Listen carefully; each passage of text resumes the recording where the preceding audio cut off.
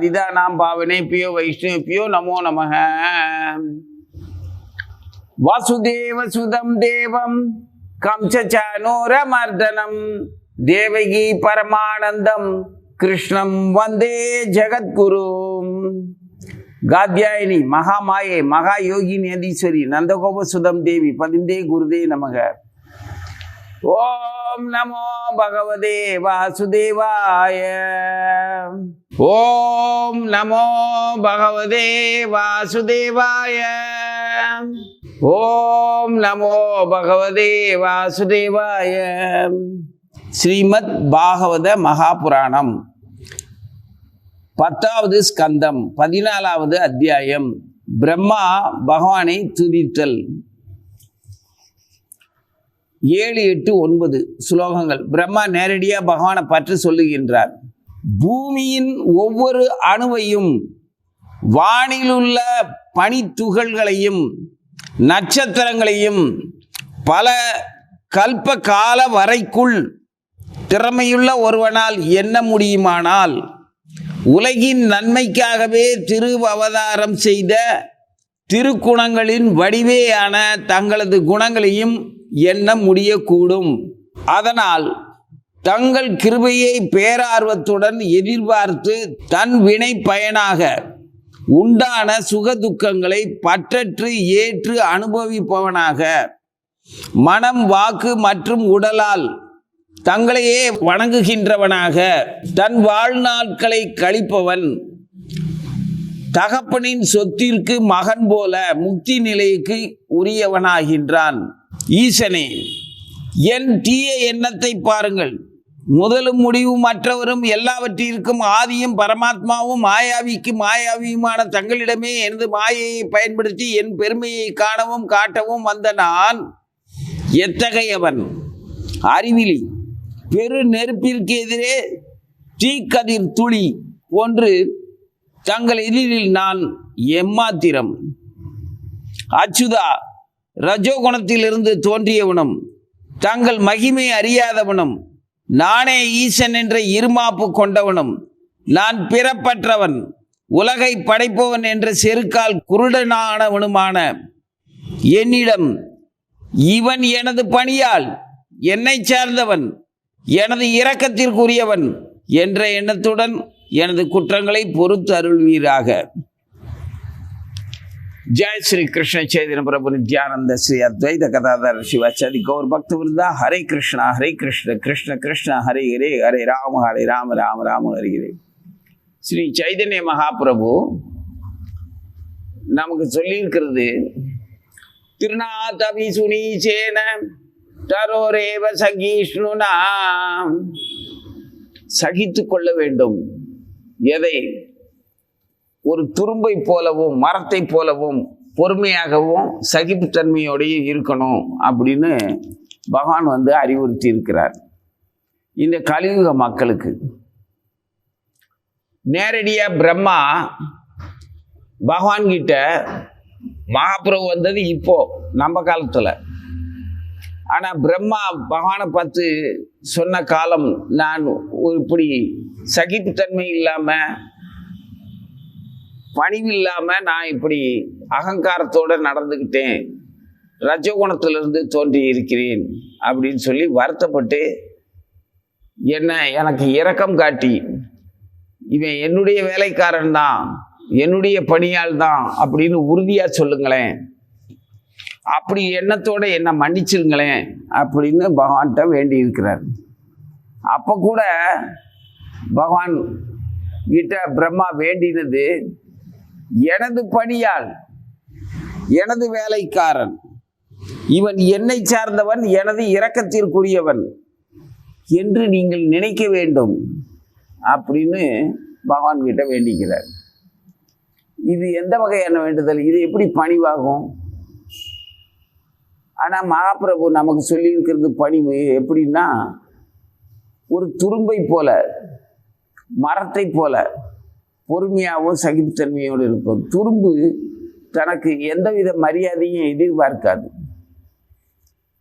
கீழே கிடக்கிற ஒரு சாதாரண ஒரு துரும்பு பொதுவாக ஹரிநாமம் சொன்ன உடனே ஒரு ஆச்சாரியருடைய திருவாக்குல இருந்து நமக்கு ஹரிநாமம் சொல்லு அப்படின்னு உத்தரவு கிடைச்சி அந்த அங்கீகாரத்துக்கு அப்புறம் அவருடைய சீடனாக நாம் இருந்து தீட்சை பெற்றதாக இறைவனின் கட்டளையாக ஏற்றுக்கொண்டு பணிவோட அந்த குருவுக்கு வணக்கம் சொல்லிட்டு நம்ம ஹரிநாமத்தை சொன்னோம்னா எப்படி காய்ந்து போன புல்லுல நெருப்பு பட்டவுடனே பொசு பொசுன்னு காஞ்சி சருகாயிருந்தோ, நெருப்பு பட்டுறதுக்கு படும்போதே அது சாம்பலாயிரும், பற்றி எரிய கூட தேவையில்லை. அந்த அளவுக்கு தரிசில் இருக்கிற புல், காய்ந்த புல் அப்படி ஆயிரும்.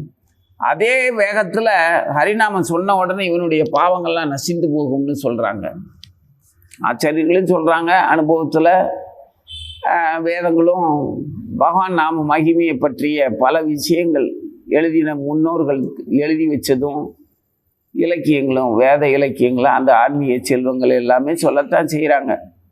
ஹரிநாமத்தை நம்மளும் தொடர்ந்து சொல்கிறோம். பாவம் போயிருச்சா அப்படின்னா போயிருக்கோம். என்ன போயிருக்குன்னு சொல்கிற? அப்போ போகலையா? அது எப்படி போகாமல் இருக்கும்? காய்ந்த புல்லில் நெருப்பு பட்ட உடனே அந்த புல் பொசுங்கிற மாதிரி தீயினில் தூசாகும் செப்பையிலோ ரெம்பாவாயின்னு சொல்லியிருக்கிறாங்க. அது எப்படி போகாமல் இருக்கும்? எவ்வளோ பெரிய பாவமாக இருந்தாலும் போயிருக்குமே. அப்புறம் என்ன போயிருச்சுன்னு சொல்லாமல் போயிருக்கும்னு சொல்கிற? போயிருக்கும்னு சொல்கிறேன், அது நம்பிக்கை இல்லாமல் சொல்லலை.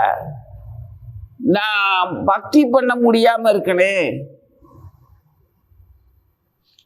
அன்பர்கள் பக்தர்களுடைய அன்புக்கு பாத்திரமாகாமல் இருக்கனே, இந்த மிலேச்சர்களோடையும் நாகரிகமற்றவர்களோடையும் நாத்திகர்களோடையும் வாழ்ந்துகிட்டு இருக்கேன், என்னுடைய தேகம் கடந்து என்னால் அமைதியாக இருக்க முடியலையே, இந்த தேகம் படுத்துகிற பாடும், தேகத்துக்காக மற்றவர்கள் தேகத்தை திருப்திப்படுத்துறதுக்காக வலிமையற்ற தேகத்தை வலிமையாக்குறதுக்கு மல்லு கட்டிக்கிட்டு இருக்கிறானுங்க.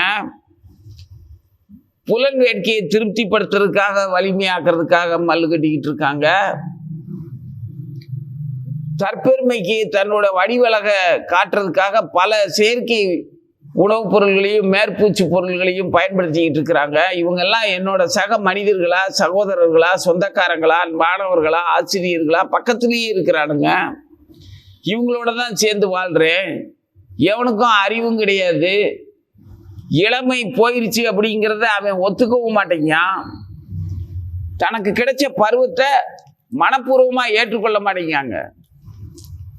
பொருசுகளா சின்னஞ்சிறுசுகளா இருக்கிறவங்க வாலிபர்களை போல நடந்துக்கிறாங்க. வாலிபர்கள் வயோதிகர்களை போல நடந்துக்கணும் அப்படி பார்த்தா.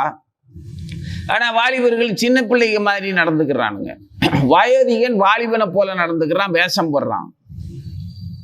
என்னத்தையோ எவ்வளவோ வெளி பொருள்களால் தங்களை வடிவத்தை மாற்றிக்கிட்டு ஒத்துக்க மாட்டேங்கிறாங்கனுங்க. தனக்கு கிடைச்ச வறுமையும், தனக்கு கிடைச்ச இளமையும், தனக்கு கிடைச்ச முதுமையும், தனக்கு கிடைச்ச கல்வியவும், தனக்கு கிடைச்ச செல்வத்தையும் எதையுமே ஒத்துக்க மாட்டேங்கிறான். தனக்கு கிடைச்ச வியாதியவும், தனக்கு கிடைச்ச வியாதியிலேருந்து விடுதலை பெற்ற அந்த சுகபோகத்தையும் எதையுமே ஒத்துக்க மாட்டுறானுங்க. இவனுங்களோட தான் வாழ்ந்துக்கிட்டு இருக்கிறேன். அப்போ நான் பண்ண பாவம் தானே இதெல்லாம். இந்த பாவத்திலிருந்து நான் எப்படி வெளியே வர? இது பாவம் இல்லையா? அப்போ ஹரிநாம சொல்லிக்கிட்டு தான் இருக்கேன்.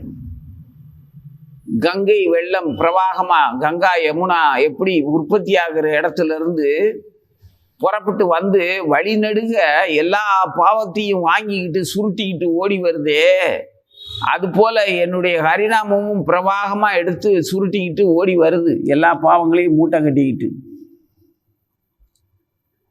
கரைஞ்சி போய்கிட்டு தான் இருக்குது. ஆனாலும் இந்த கங்கையிலையும் யமுனிலையும் இந்த பாவிகள் போய் நீராடிக்கிட்டே இருக்கிறாங்க. புனித ஸ்தலங்கள்ல, தீர்த்தங்கள்ல எல்லாத்துலேயுமே போய் நீராடிக்கிட்டு தான் இருக்காங்க. அது முடிஞ்ச அளவுக்கு இவனுங்க பாவத்தை அழிச்சுக்கிட்டு தான் இருக்குது. ஆனால் இவனுங்களுடைய இந்த மனித பதர்களுடைய வேகம் இருக்கே, அது அவங்கள ஓய்வில்லாமல் வேலை செய்ய வச்சுக்கிட்டே இருக்கு. பாவத்தை நீக்கிற வேலையை அவங்க தொடர்ந்து செஞ்சுக்கிட்டு தான் இருக்கிறாங்க. இதெல்லாம் பார்க்கும்போது இவனுங்களுக்கு ஒரு முடிவே இல்லையா இவனுங்களுடைய முட்டாள்தனத்துக்கு அப்படின்னு ஆத்திரமா இருக்குது. இதெல்லாம் பார்க்குற கண்ணோ நினைக்கிற சிந்தனையோ எனக்கு இல்லாமல் போயிருச்சுன்னா நான் எல்லா பாவமும் எனக்கு போயிருச்சுன்னு சொல்லலாம். இது காலங்காலமாக இருக்குது, இருந்துட்டு போகுது. அது பகவான் பாடு, கங்கையினுடைய பாடு, யமுனையினுடைய பாடு, ஆச்சாரியர்கள் பாடு, எனக்கு என்ன வந்தது?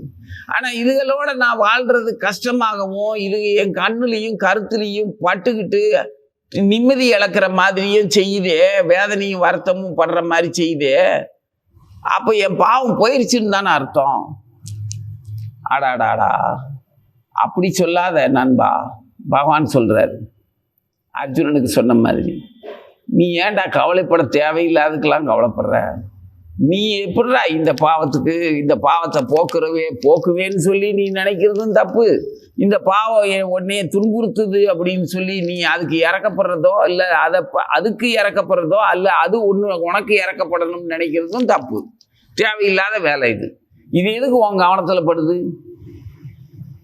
நீ இந்த மாதிரி வருத்தப்படுற அழுகிறேன்னா அதுகளெல்லாம் காப்பாற்றுறதுக்கு தொண்டு செய்ய விரும்புகிற, எனக்கு பக்தி தொண்டு செய்ய விரும்புகிற. அதனால இதுகெல்லாம் உன் கண்ணுலையும் கருத்துலையும் படுது. அதுகளை எப்படிடா காப்பாற்றுறதுன்னு அவசப்படுற. இது உன்னோட பக்தி தொண்டு தான். பாவமெல்லாம் போனதுனால தான் உனக்கு இந்த துன்பம் இருக்குது. நீயும் ஒரு பாவியா இருந்தேன்னா அவங்கள போல நீயும் இல்லை வாழ்ந்துகிட்டு இருப்ப அயோக்கியத்தனமா. அப்புறம் எப்படிடா உன்கிட்ட பாவம் இருக்கும்? அப்படியா? என்னமோப்பா, உன்னுடைய மாயை இருக்கே, அந்த மாயைக்கு முன்னால நான் ஏமாத்துறோம்.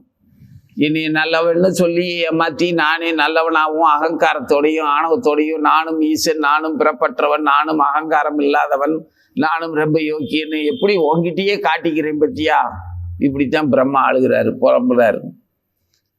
நீ எப்பேற்பட்ட மாயவன்? நீ எனக்கு இறக்கப்படணும், நான் உன்னுடையவன்னு சொல்லி இறக்கப்படணும். இது பணிவில்லைன்னுலாம் நினைக்காத. உன்னுடையவன் நான், உன்னுடைய வேலைக்காரன், உன்னுடைய சேவகன், உன்னுடைய இரக்கத்திற்கு பாத்திரமானவன்னு நீ எனக்கு சொல்லி என்னை காப்பாற்றணும். இதுவும் ஒரு வகையில் ரஜகுணம்தான். ரஜகுணத்தில் பிறந்த நான் ரஜகுணத்தில் வேண்டாம பின்ன எப்படி வேண்ட முடியும் என்னால்? என்னை ரஜகுணத்தில் தானே நீ படைச்சிருக்கிற.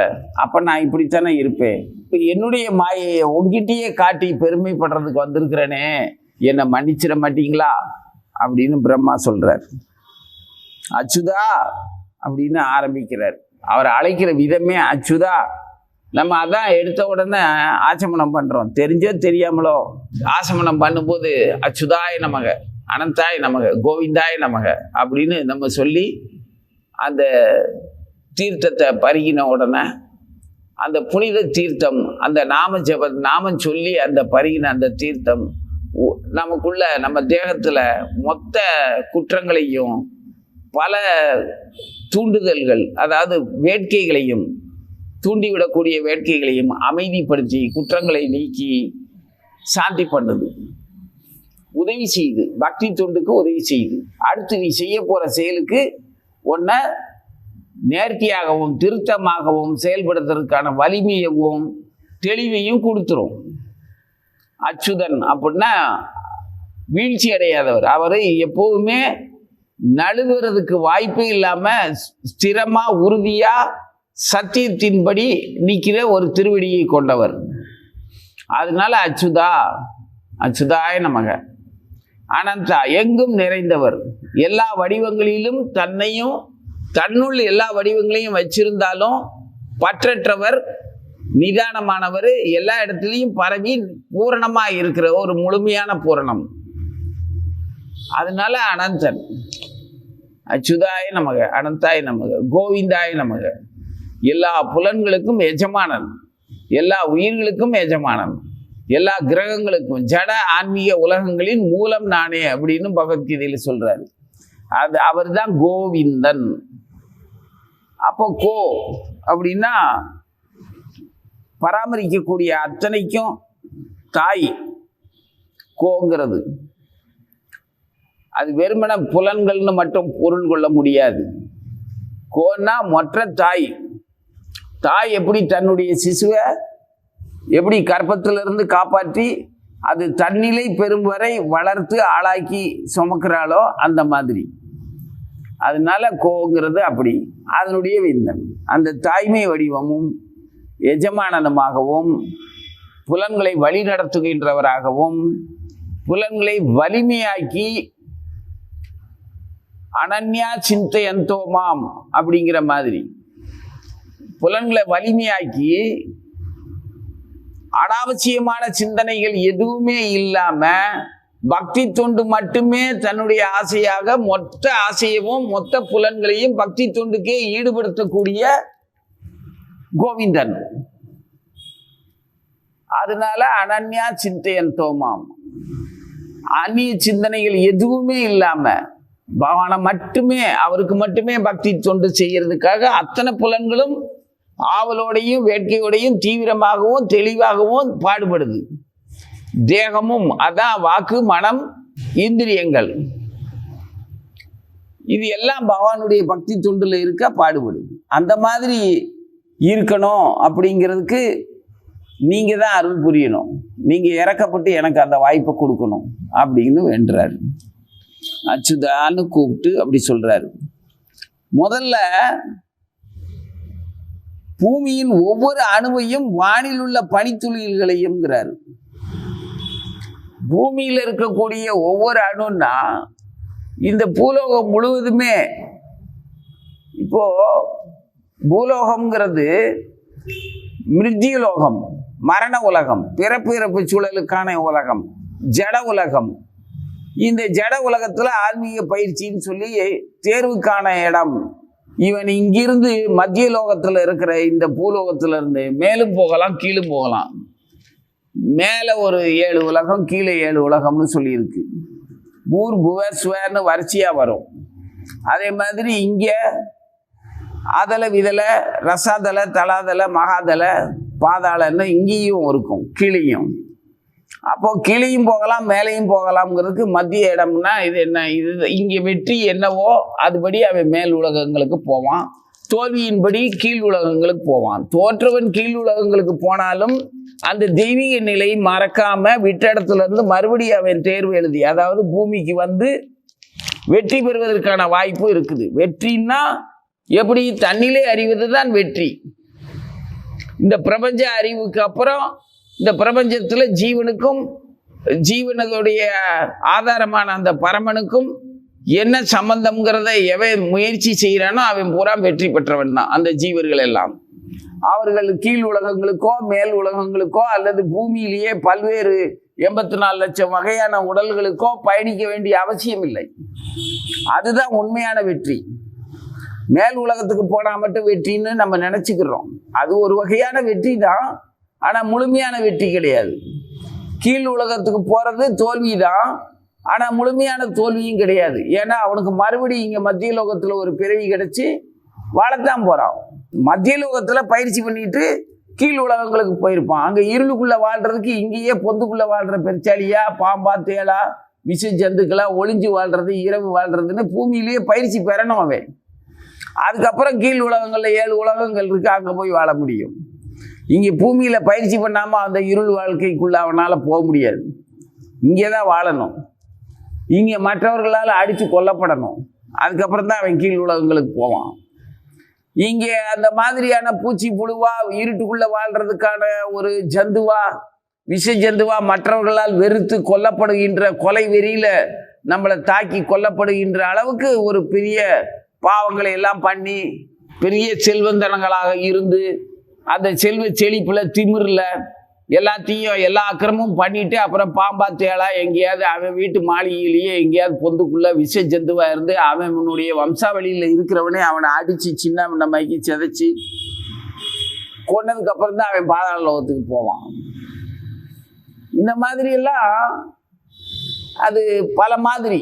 அது உண்மையை சொல்ல போனா எங்கேயாவது வனத்துல ஒரு மோசமான ஜந்துவா இருப்போம். நாய்களும் நரிகளும் ஓநாய்களும் கழுதை புலிகளும் மற்ற விலங்குகளும் மாற்றி மாற்றி திங்கிற மாதிரியான உடலை சிதைச்சு கொன்று திங்கிற மாதிரியான ஒரு எதிரியை கிட்டேயும் நம்ம மாட்டலாம். அது நம்ம பாவத்தினுடைய அளவை பொறுத்து இருக்கு. மனுஷனா இருந்து, அதாவது நம்ம எதிரி மனுஷனா இருந்து நாம ஒரு விஷயம் ஜந்துவா இருந்து அவங்கிட்ட அடி வாங்கி செத்தோம்னா நல்ல லோகத்துக்கு போகலாம். பாதாள லோகத்திலே நல்ல லோகம் இருக்கும், அங்கே போகலாம். இந்த மாதிரி கீழே மேலே போகிற இந்த பூலோகம் இதில் முழுவதுலேயுமே ஒவ்வொரு அணுன்னா இந்த பூமி உருண்டையில் நினச்சி பார்க்க முடியாது. அது மட்டும் இல்லாமல் இவர் என்ன சொல்கிறாரு, வானில் உள்ள பனித்துளிகளையும்னு சொல்கிறாரு. காற்று மண்டலத்தை கடந்து பனிகளால், அதாவது குளிர் திரவ பொருள் வெறும் காற்று வடிவத்தில் வெப்பம் கலந்து பஞ்சபூதங்கள் எல்லாமே மொத்தமாக வடிவமற்ற வெளியில் வடிவம் இல்லாமலே இருக்கிற இடம்தான் அந்த பனித்துளிகள் இருக்கிற இடம். அதுவும் தனித்தனி துளிகளாக இருக்குதான். அப்புறம் அதுகளுக்கு இடையில பிரகாசிக்கக்கூடிய நட்சத்திரம் சொல்றது பல்வேறு வகையான கோள்கள். இங்கிருந்து பார்க்கும்போது நமக்கு சின்ன சின்ன புள்ளிகளா வெள்ளிகளா தெரியுது. அந்த மாதிரி அந்த நட்சத்திரங்கள் எவ்வளவு இருக்குது அப்படின்னு எண்ணி பார்க்க இந்த பனித்துளிகள் என்னன்னுமா, பூமியில் இருக்கிற ஒவ்வொரு அணுவையும் எண்ணலாமா, இந்த நட்சத்திரங்களையும் எண்ணலாமா. அப்படி எண்ணக்கூடிய ஒருத்தனால அதுவும் எவ்வளவு நாளுக்குள்ள எண்ணணும், காலவரை இருக்குது. எப்போ? பல கல்ப காலங்கள் இருக்கு. நேரம் அதிகமாகவே கொடுத்துருக்காங்க. உன்னால 1 மணி நேரத்துக்குள்ள பரீட்சை எழுதிட முடியும், ஆனா 2.5 மணி நேரம் உனக்கு பரீட்சை காலில் டைம் கொடுத்துருக்கு. அப்படின்னா நிதானமா நீ எழுதலாம். 1 மணி நேரத்துக்குள்ள நீ எழுதிட்டு தூக்கி போட்டு போக வேண்டாம் பரீட்சை. அதே மாதிரி உனக்கு நீண்ட ஆயுளும் ஆரோக்கியமும் ஐஸ்வர்யமும் பகவானுடைய அனுகிரகமும் கிடைச்சி ஆச்சாரியர்களுடைய சிநேகமும் கிடைச்சிருக்கு. நிதானமா நீ பரீட்சை எழுதலாம். எங்க முயற்சி செய். இந்த பூ உலகத்தோட அணுக்களையும் வானில் உள்ள பனித்துளிகளையும் நட்சத்திரங்களையும் ஒருத்தனால எண்ண முடிந்தால் அவன் பகவானுடைய கல்யாண குணங்களை எண்ணிவிட முடியும் அப்படின்னு அவர் சொல்றாரு, பிரம்மா சொல்றாரு. அது எப்படி முடியும்? முடியாதுங்கிறத இவ்வளவு அழகா சொல்றாரு. இவ்வளவு அழகா சொல்றாரா, அகங்காரமா சொல்றாரோ? நம்மளையே படைச்ச பிரம்மா அவன் எப்படித்தான் பேசுவான். ஆனா நமது ஆசிரியர் வேதாந்த தேசிகர் சொல்றாரு, குணா நாமகாரக, குணங்களே அவருடைய நாமங்களாக பெயர்களாக. ஹரி, கோவிந்தா, அச்சுதா, அனந்தா, ராமா, கிருஷ்ணா, நாராயணா, எவ்வளவு பேரு, புருஷோத்தமா, வாசுதேவா அப்படின்னு பல்வேறு பேர்கள், சகசிரநாமம் இன்னும் இருக்கு. அதெல்லாம் சொல்லி முடியாது. இந்த எல்லா குணங்களுமா பகவானுடைய திருவடிகளாவே ஆயிருச்சு. நீ அவனுடைய திருவடியை சரணடைஞ்சு தொட்டா போதும், போய் உன் தலையை அங்க வை, அங்க தலை சாச்சுக்கோ. அவனுடைய அத்தனை குணங்களையும் வேலை பண்ணிக்கிட்டு உட்காந்து எண்ணிக்கிட்டு இருக்க சொல்றாரு பிரம்மா. நீ எதுக்கு என்ற? அது எல்லாம் மொத்தமா அங்கேயே இருக்கு. அங்க போய் தலையை வை. அது எவ்வளவு இருந்தாலும் அவ்வளவும் ஒண்ணுதான், உனக்கு அனுகிரகம் பண்ணக்கூடியதுதான். ஒரே ஒரு திருவடி. அப்ப அவருடைய குணங்களை எதுக்கியா எண்ணிக்கிட்டு இருக்கணும் பிரம்மா? எதுக்கியா என்ன சொல்ற இல்லைய? அதெல்லாம் ஒருத்தர் நாங்க எண்ண வேண்டிய அவசியம் இல்லை. முடியாதுங்கிறத நீயே சொல்ற, அப்புறம் அதை போய் செஞ்சு பாருன்னு சொன்னா நாங்க கேட்டோமா? அத்தனை குணங்களுமே பகவான் திருவடியில் இருக்கு. திருவடியே என் தலைமையில இருக்குது. போதும், இந்த திருவடி சம்பந்தம் எனக்கு போதும். என் ஆச்சாரியனுடைய கிருபை, அவனுடைய திருவடியே போதும் எனக்கு. பக்தி வேதாந்த சுவாமி பிரபுபாதான்னு அவருடைய குருவினுடைய பிரபுபாதாங்கிற பட்டத்தை வாங்கின பக்தி வேதாந்த சுவாமி. குருவுக்கு உள்ள பேரு அப்படியே இவருக்கு வந்துருச்சு. ஏன் குருவுக்கு ஏற்ற மாணவனாக சிறந்தவராக இருந்தாரு, அவருடைய குருவினுடைய பேரு இவருக்கு வந்துருச்சு. இவரையும் எல்லாரும் செல்லமா அப்படி பிரபுபாதா, பிரபுவாகிய கிருஷ்ணரின் பாத திருவடிகளே அப்படிங்கிறாரு. வேதாந்த தேசிகரும் அதைத்தான் சொல்றாரு. அப்போ வேதாந்த தேசிகரும் பிரபுபாதா தான். யாரெல்லாம் பகவானுடைய திருவடியை இந்த மாதிரி சமஸ்த கல்யாண குணங்கள் நிரம்பிய அந்த ஒரு திருவடி போதும் எனக்கு அப்படின்னு இருக்கிறாங்களோ அவங்க எல்லாம் பிரபுவுடைய பாதங்கள்ல சரணடைந்தவர்கள், பிரபுவின் பாதங்களாகவே இருக்கின்றவர்கள். அதுல இது இன்னாருக்குத்தான் சேரும் இன்னாருக்குத்தான் சேராதெல்லாம் கிடையாது. எல்லா பக்தர்களும் எல்லா ஆசிரியர்களுமே பகவானுடைய திருவடி தான். அந்த அந்த குருவினுடைய திருவடியை நம்பி சொல்லலாம். எண்ணிக்கைங்கிறதுல விரயம் பண்ணிக்கிட்டு இருக்க வேண்டியதுல இந்த பிரபஞ்சம் முழுவதுக்குமே அந்த ஒரு திருவடி போதும். அதுல பனித்துளிகளோ இல்லை நட்சத்திரங்களோ இந்த பிரம்மாண்டங்களோ இருக்கிறதாகவும் இல்லாததாகவும் நான் யோசிக்க வேண்டிய அவசியம் இல்லை. சமஸ்த கல்யாண குணங்கள் குணா நாமகார அப்படின்னு வேதாந்த தேசிகருடைய வார்த்தை. சமஸ்த கல்யாண குணா அமிர்தோததி, அனைத்து நற்குணங்களும் நிறைந்த குண அமுத கடல் அப்படிங்கிறாரு ஸ்ரீ ஆளவந்தார். இந்த ஆளவந்தாருடைய சொல்லுபடி பார்த்தோம்னா அமுத கடல். அது அமுத கடல்ங்கிறது அவர் பகவான் திருவடியை மட்டுமே இந்த பிரபஞ்சத்துக்கு பேரண்டத்துக்கு சமமா சொல்லிட்டாரு. இவர் மொத்தமே அமுத கடல்னு சொல்றாரு. எந்த மாதிரியான அமுத கடல்? குண அமுத கடல். என்ன குணம்? கல்யாண குணங்கள், மங்களமான குணங்கள். அந்த அமுத கடல் முழுவதுமே நமக்கு தான் சொந்தம். இது ஆளவந்தாருடைய வர்ணனை. அந்த மாதிரி உங்களுடைய பிரம்மாண்டத்தை எங்களால் எண்ண முடியாதுங்கிறத சொன்ன பிரம்மா, அதனால தங்கள் கிருபை பேரார்வத்துடன் எதிர்பார்த்து, உங்களுடைய அன்பை எதிர்பார்த்து, என்னுடைய சொந்த வினைப்பயனாக அந்த வினைப்பயனால உண்டான சுக துக்கங்களை பற்றில்லாம பயமில்லாம ஏற்றுக்கொண்டு வாழ்ந்து அனுபவிச்சு, அந்த அனுபவத்தோட மனம் வாக்கு காயம் இந்த மூன்றாலையும் எப்பொழுதும் உங்களை வணங்கிக்கிட்டு, பற்று இல்லாமல் என்ன அர்த்தம்? சுக துக்கங்கள் அது ஒரு பக்கம் நடந்துகிட்டு இருக்கு. அதை நான் வாழ்க்கையில ஏற்றுக்கொண்டு அதில் தான் உழன்றுகிட்டு இருக்கிறேன். ஆனாலும் என்னுடைய மனசையும் சொல்லையும் என்னுடைய உடலையும் உங்களுடைய பக்தி தொண்டில் ஈடுபட்டுக்கிட்டு இருக்கிறேன், ஈடுபடுத்துகிறேன். இந்த மாதிரி வணங்கிக்கிட்டு இருக்கிற ஒரு பக்தன் தன்னுடைய வாழ்நாளை இந்த விதமாக கழிப்பவன். அதாவது தனக்கு ஏற்படுற சுக துக்கங்களுக்கு உங்ககிட்ட காரணம் கேட்கல, ஏன் இப்படி நடக்குதுன்னு சொல்ல, இது இப்படி நடக்கணும்னு சொல்லி வேண்டிக்கல, எதுவுமே செய்யல. அதை தன்னுடையது, தனக்கானது, எனக்கு ஏன் இப்படி வந்திருக்கு அப்படின்னு சுகத்தையும் துக்கத்தையும் தன்னுடையதை நினைச்சு வேதனையோ இன்பமோ அடைஞ்சு கொண்டாடல. அது ஒரு பக்கம் நடந்துகிட்டு இருக்குது. நான் பகவானை வணங்கிட்டு இருக்கிறேன். என்னுடைய சொல்லும் சிந்தனையும் வாக்கும் உடலும் பகவத் தொண்டில் ஈடுபட்டுக்கிட்டு இருக்கு. தீர்த்த யாத்திரை போறேன், கோயில் கோயிலா போறேன், எப்பவும் பகவானை பற்றி அந்த வைபவத்தை பற்றி நினைச்சுக்கிட்டு இருக்கிறேன், சொல்லிக்கிட்டு இருக்கிறேன், கேட்டுக்கிட்டு இருக்கிறேன். கிடைக்கிறத இன்ப துன்பங்களையும் இயற்கையோட போராடி அதனால் ஏற்படக்கூடிய தட்பவெப்பங்கள், மனிதர்களால் ஏற்படக்கூடிய மான அவமானங்கள், புகழ்கள், சொந்த பந்தங்களாலே உதாசீனப்படுத்தக்கூடியது, சொந்த பந்தங்கள் பாசமாக காட்டுறது, மாணவர்கள்ங்கிற பேரில் சீடர்கள்ங்கிற பேரில் வந்து புகழ்றது அல்லது இகழ்றது, பழிக்கிறது, நாத்திகர்களால் துரத்தப்படுறது, அடித்து விரட்டப்படுறது, எல்லாத்தையும் நான் அனுபவிச்சுக்கிட்டு தான் இருக்கிறேன். அது ஒரு பக்கம் நடக்குது. ஆனால் என்னுடைய மனம் பூரா அந்தந்த கஷேத்திரத்தில் இருக்கக்கூடிய பகவானுடைய திருவடி சம்பந்தத்தில் என்னுடைய மனசும் வாக்கும் உடலும் பயன்பட்டுக்கிட்டு இருக்கு. அப்படி வணங்கி வாழ்கின்றவன் முக்தி நிலைக்கு தகுந்தவன் சொல்றாரு. இந்த முக்திக்காக அவன் போராட வேண்டியதில்லை, கேட்க வேண்டியதில்லை, அது தானாகவே அவனுக்கு கிடைக்கும். தகப்பன் சொத்து பிள்ளைக்கு வர்ற மாதிரி தானாகவே கிடைக்கும்னு பிரம்மா சொல்றாரு. அப்படி சொன்னதுக்கு அப்புறம் தான் அவருக்கே தோணுது ரொம்ப திமிரால பேசுறோம் அப்படின்னு. அதுக்கப்புறம் தான் பகவானே ஏன் அவருக்கு திடீர்னு இப்படி தோணிருச்சு?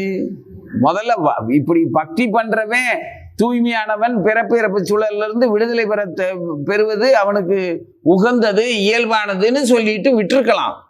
அவர் உதாரணம் சொன்னது என்னது? தகப்பனுடைய ஐஸ்வர்யம் தன் பிள்ளைக்கு எப்படி தானாக சேருமோ அது போலன்னு சொல்லிட்டாரு. அப்பதான் அவருக்கு பயம் வந்துருச்சு. ஏன்னா படைப்பு கடவுள்ல அவர் பல தோல்விகளையும் படைப்புல பல கோளாறுகளையும் பிரச்சனைகளையும் சந்திச்சுக்கிட்டே இருக்கிறவர். இப்பவும் அவர் திணறிக்கிட்டு தான் இருக்காரு. குண்டக்க மண்டக்க படைச்சிட்டு ஜீவர்கள் பண்ற அட்டூழியத்தை பார்க்கும்போது இப்படித்தான் நம்ம படைச்சு தொலைச்சோமா அப்படின்னு சொல்லி பயந்து செத்துக்கிட்டு இருக்கிறார். இங்கே ஒவ்வொரு ஜீவனும் சாகும் போதெல்லாம் அவரும் ஒரு தடவை மரண பயத்தை அனுபவிச்சுக்கிட்டு தான் இருக்கிறார். அவர் நீண்ட கல்ப காலங்கள் இருக்கிறார் பிரம்மா. ஆனாலும் இங்கே அவர் படைப்புல இருக்கக்கூடிய ஒவ்வொரு ஜந்துவும், அதுவும் மனிதர்கள் தாங்கள் பூச்சி புழுவை போல கொடிய மிருகங்கள் போல வாழ்ந்துகிட்டு இருக்கிற இந்த மனிதர்களுடைய சாவுகளை பார்க்கும்போது அவனுடைய ஒழுக்கக்கேடுகளையும் உபத்திரவங்களையும் பார்த்துக்கிட்டே இருக்கிற பிரம்மா நம்ம இப்படித்தான் படைச்சு தொலைச்சிருக்கோம் அப்படின்னு சொல்லி பயந்து பயந்து ரொம்ப வேதனைப்படுறாரு. அதனால என்னுடைய தீய எண்ணத்தை பாருங்களேன், ஐயோ கடவுளே, நான் எவ்வளவு கொடுமையான எண்ணத்தை வச்சிருக்கேன், முதலும் முடிவு மற்றவர்களாக எல்லாவற்றுக்கும் ஆதியும் பரமாத்மாவும் இருக்கிற மாயாவிக்கு மாயாவியான உங்ககிட்டயே என்னுடைய மாயத்தை காட்டுறனே, எவ்வளவு அகங்காரம் பிடிச்சவனா இருக்கேன், ஐயோ கடவுளே, இந்த அறிவிலியை நீங்க மன்னிக்கணும்னு சொல்லிட்டு தான் அச்சுதா ரஜகுணத்திலிருந்து தோன்றிய நான் என்னுடைய உங்க மகிமை அறியாத என்ன நீங்க தயவு செய்து உங்களுடைய வேலைக்காரனாக பணியாளனாக உங்க இரக்கத்திற்குரியவனாக என்னை ஏற்று மன்னித்து என்னை காப்பாத்துங்க அப்படின்னு சொல்லி வேண்டிக்கிறார். பிரம்மாவுடைய இந்த சுதியை அது பிரம்மா நம்மளை படைச்சதுக்காக அவர் எப்படிப்பட்ட படைப்பாக நம்மளை படைச்சிருந்தாலும் அது அவருக்கு கிடைச்ச தகவல் படி நம்மளை பற்றிய டீட்டெயில்ஸு, அதாவது நம்மளை பற்றிய தகுதி என்ன அந்த ஜீவனுக்கு இருக்கோ அதுக்கு தகுந்த மாதிரியான ஒரு உடலையும் வாழ்க்கையவும் வாழும் இடத்தையும் வாழும் மொழியவும் எங்கே வைக்கணுமோ அங்கே வச்சு படைச்சு அனுப்பிட்டாரு. ஆனாலும் இருந்தாலும் எல்லாரும் எந்த வகை மனிதர்களாக இருந்தாலும், எந்த நாட்டை சேர்ந்து, எந்த மொழியை சார்ந்து, எந்த இனத்தை சார்ந்து இருந்தாலும் எப்படி இறைவனை வணங்க வேண்டும் என்பதையும் சேர்த்தே சொல்லி தருகின்றார். ஓம் ஸ்ரீ பிரம்மாய நமக. நம ஓம் விஷ்ணுபதாய கௌரவ பிரஷ்டாய பூதலே ஸ்ரீமதி பக்தி பிரமோத் பூரி கோஸ்வாமி நிதி நாமினே. जय श्री कृष्ण चैतन्य प्रभु नित्यानंद श्री अद्वैत गदाधर शिवाचार्य गौर भक्त वृंदा. हरे कृष्ण कृष्ण कृष्ण हरे हरे, हरे राम राम राम हरे हरे. गुरुवे शरणम. ओम नमो भगवते वासुदेवाय.